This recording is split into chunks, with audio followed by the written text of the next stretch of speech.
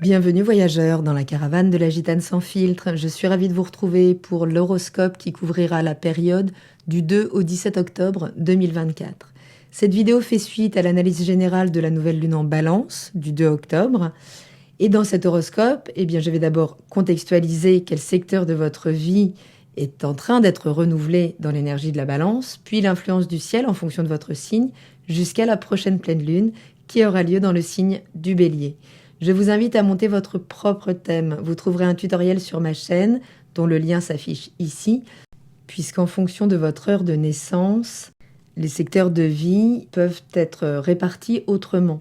Donc n'hésitez pas à faire une combinaison de votre signe lunaire, solaire et ascendant pour une compréhension plus personnelle des influences du moment.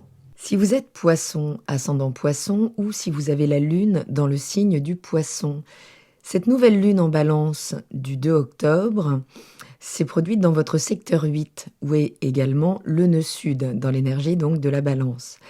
Cette nouvelle lune, là, en maison 8, elle invite à une profonde transformation. Les thématiques liées aux finances partagées, à l'intimité, aux ressources d'autrui, peuvent être au cœur là, de vos préoccupations pendant cette période, où donc est le nœud sud qui suggère là qu'il est nécessaire de se libérer de certaines dépendances, peut-être au niveau relationnel, de revoir peut-être des engagements financiers ou émotionnels qui ne sont plus bénéfiques. Mais ça peut passer par la résurgence de problématiques, de situations comme déjà vues, qui peuvent avoir une forme différente, mais qui correspondent à, comme des patterns, des comportements, des situations qui reviennent régulièrement dans votre vie et là qui seront mises en lumière puisqu'elles auront la possibilité de se renouveler. Donc ça peut passer par des révélations, par des prises de conscience. C'est vraiment un moment idéal là pour se délester de ce qui pèse au niveau relationnel pour repartir sur de nouvelles bases.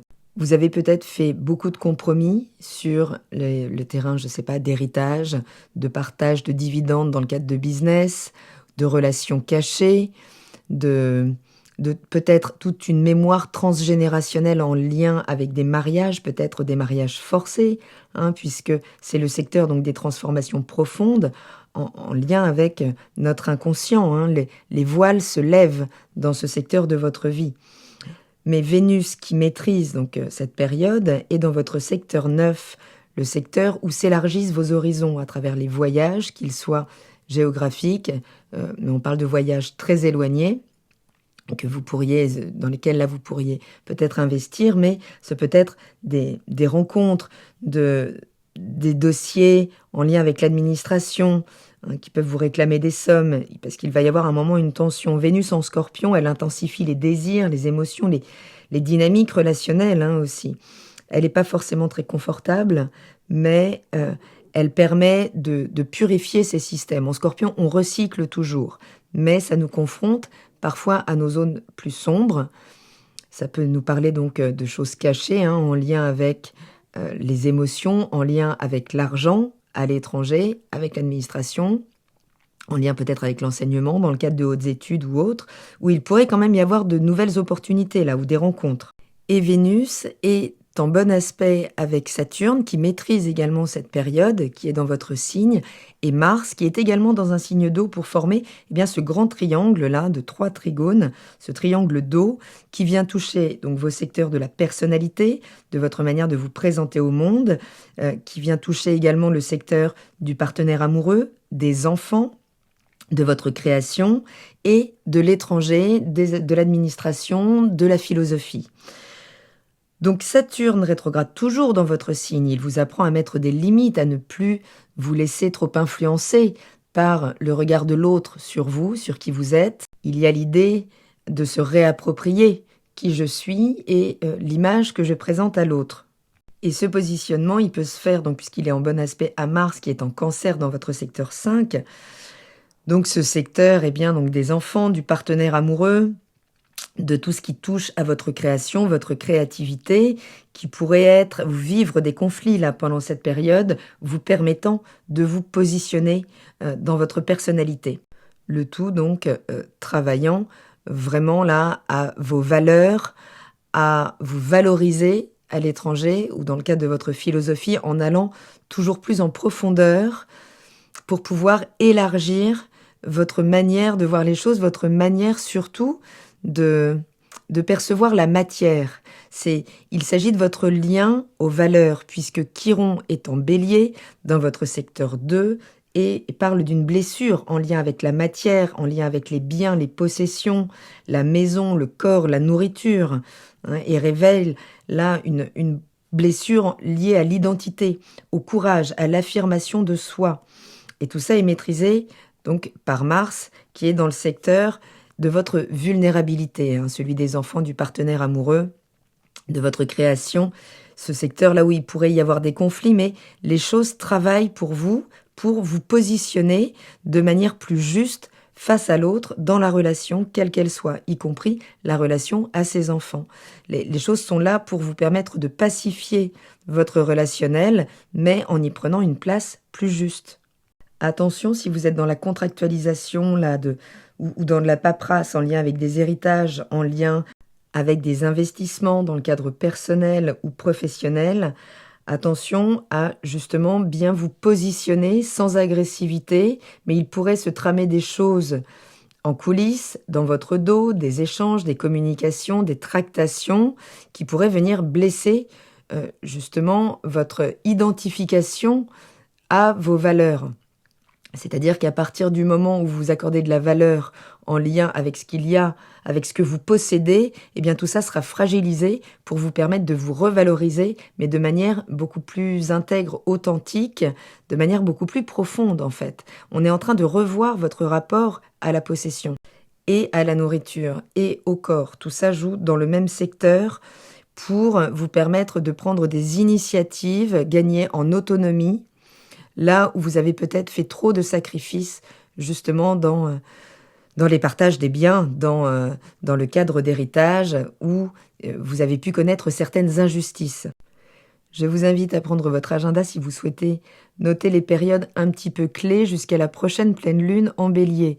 Donc du 2 au 4 octobre, la nouvelle lune en Balance, c'est à redynamiser votre secteur 8. On vient d'en parler avec le nœud sud, hein, qui est dans ce secteur et qui invite donc vraiment là à remettre en lumière les thématiques liées aux finances partagées, je le disais, à l'intimité aussi, aux ressources d'autrui, aux secrets, puisque le nœud sud peut vous ramener des situations pour vous permettre donc un positionnement différent pendant cette période, mais ça peut passer par des conflits qui vous permettront eh bien, d'agir différemment plutôt que d'être en réaction sur la défensive.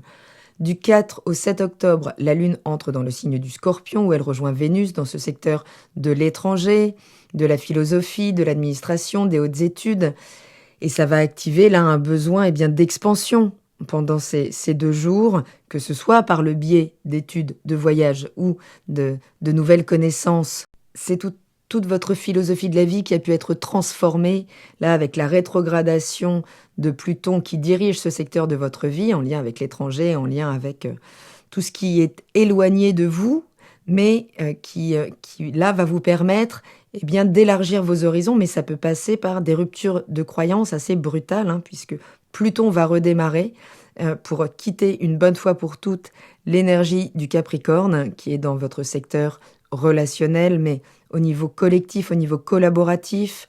On parle peut-être de projets à long terme, de réseaux sociaux, de réseaux amicaux, collaboratifs, là, qui vous ont fait revenir sur certains rapports de force, peut-être rapports de pouvoir, que vous avez pu métaboliser intérieurement et qui vont pouvoir se libérer, là, avec le redémarrage direct de Pluton, vous permettant peut-être de trancher avec certains projets, certaines relations, en tout cas laisser des choses derrière vous une bonne fois pour toutes, puisque, eh bien oui, le rapport à l'argent, le rapport à la matière, à la séduction, au relationnel est en train de se transformer complètement.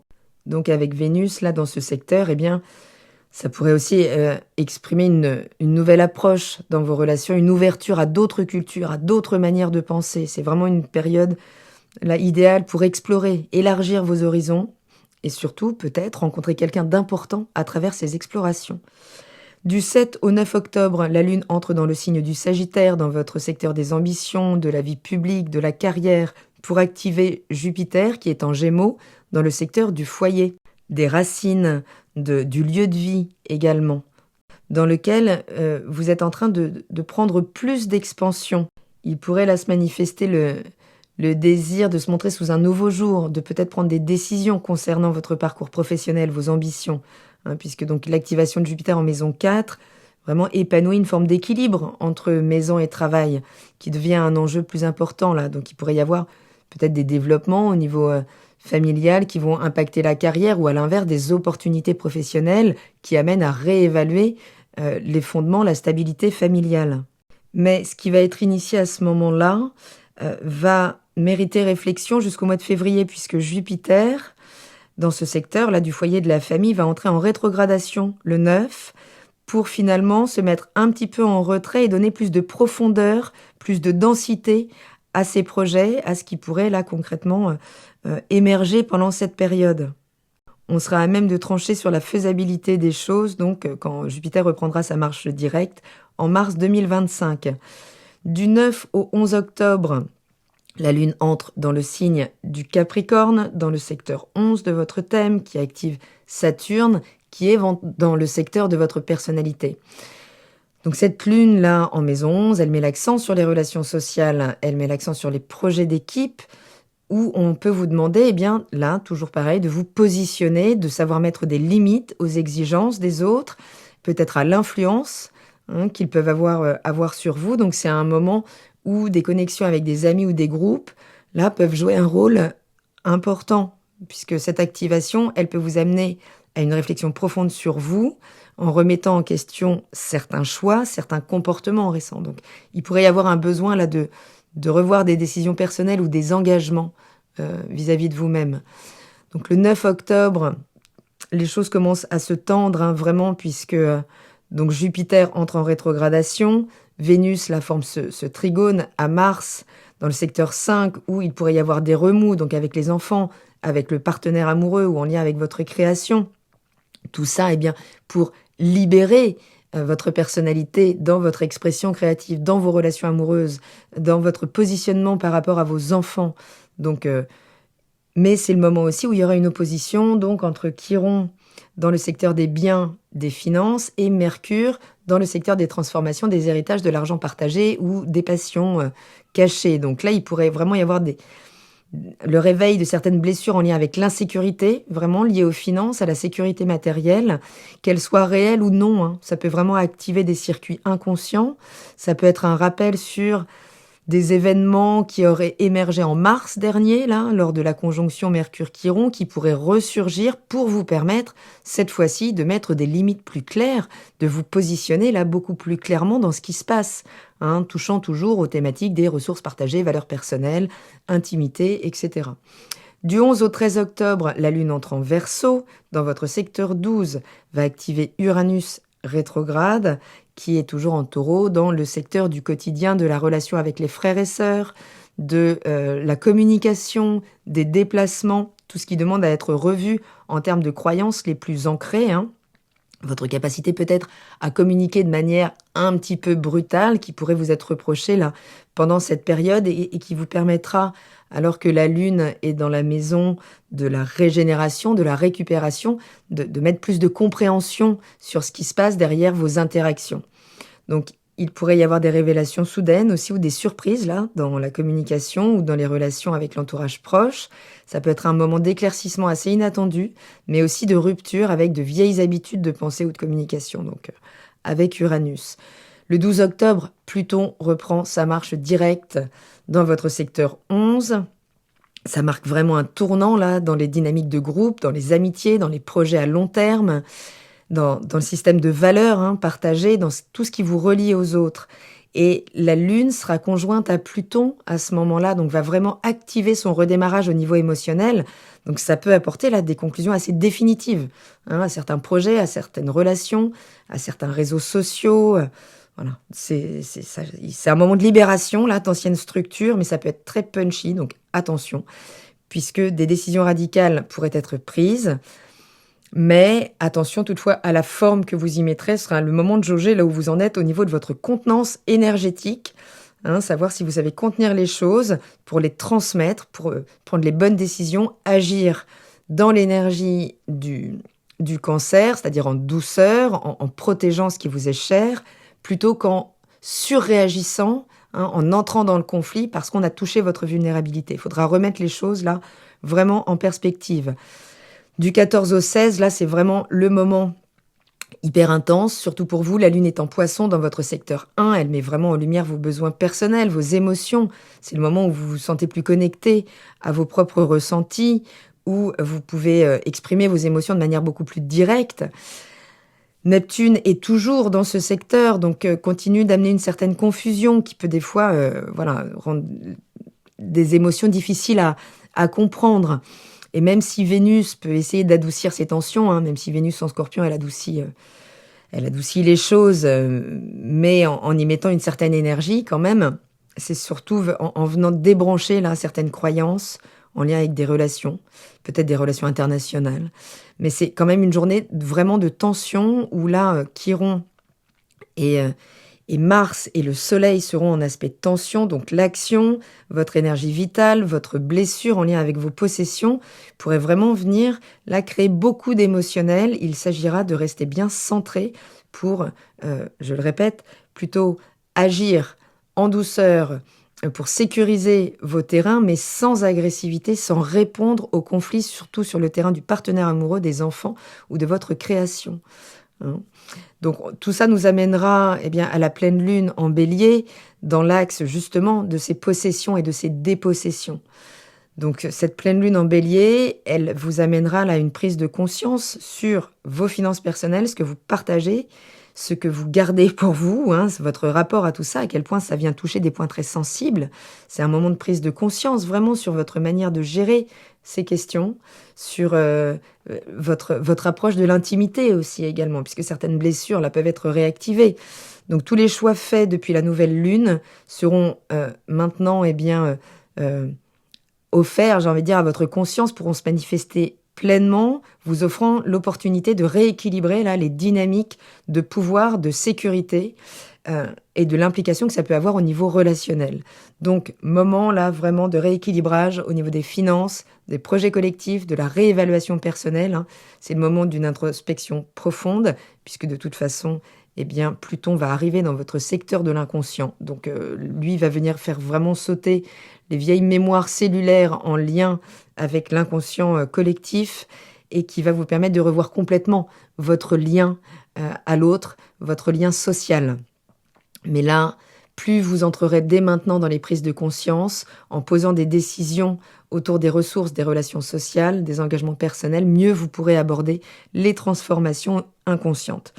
Voilà, j'espère avoir éclairci un petit peu cette période. Je vous remercie pour votre écoute, je vous embrasse et je vous dis à très bientôt dans la caravane de la Gitane sans filtre. Salut!